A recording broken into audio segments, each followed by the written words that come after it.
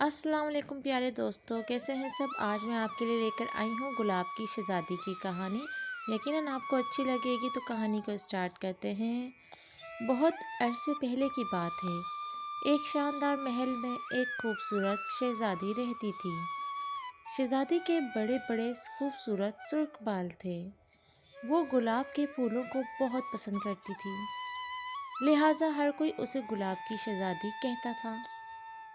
ہر روز شام کے وقت شہزادی بالکنی میں جا کر تالی بجاتی۔ تالی کی آواز پر گانے والی ایک سنہری چڑیا اڑ کر اس کے کاندھوں پر بیٹھ جاتی۔ جب چڑیا پیاری سی آواز میں گانا شروع کرتی تو شہزادی بھی اس کے ساتھ گانے لگتی۔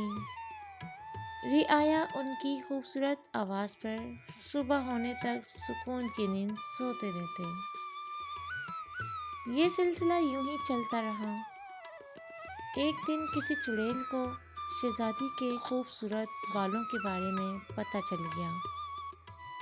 نہ جانے کیا سوچ کر اس نے فیصلہ کر لیا کہ وہ شہزادی کے بالوں کو کالا کر دے گی۔ چڑیل نے اپنی جادوئی چھڑی کو استعمال کرتے ہوئے ایک منتر پڑھا تو شہزادی کے بال سرخ سے کالے ہو گئے۔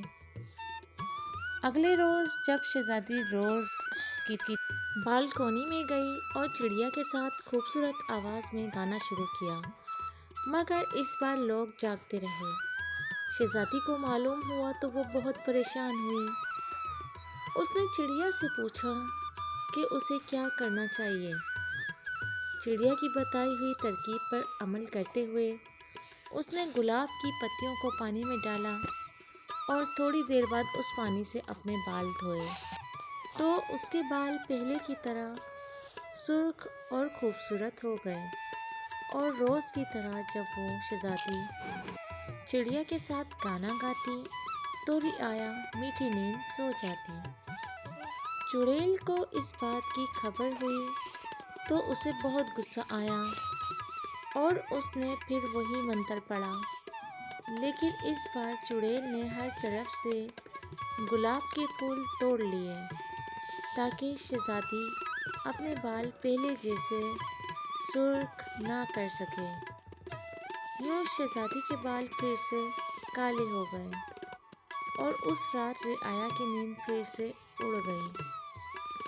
شہزادی بالکنی میں کھڑی ہو کر رونے لگی کہ اب اس کے بال پہلے جیسے کبھی نہیں ہو سکتے، اور یوں اس کے آنسو کا ایک قطرہ نیچے جا کر فرش پر گرا۔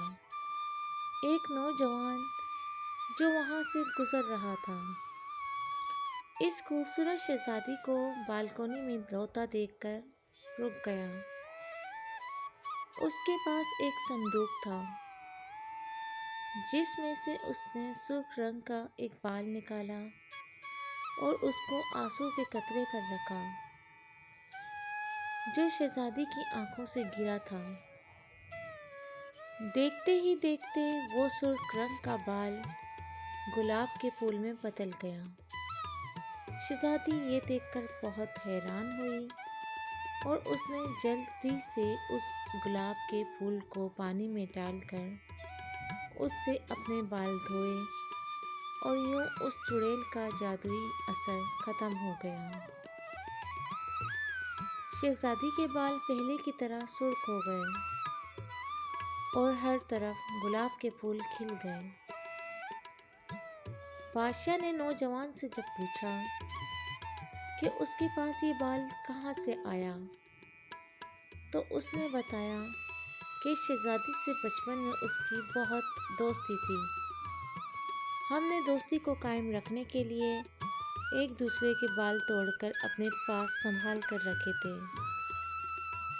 پھر میں سفر پر چلا گیا تھا، کئی برسوں بعد اب واپس آیا ہوں۔ یہ سن کر بادشاہ خوش ہوا اور دونوں کی شادی کر دی۔ تو پیارے دوستوں، آج کی اسٹوری اچھی لگی ہے تو چینل کو سبسکرائب کر دیں۔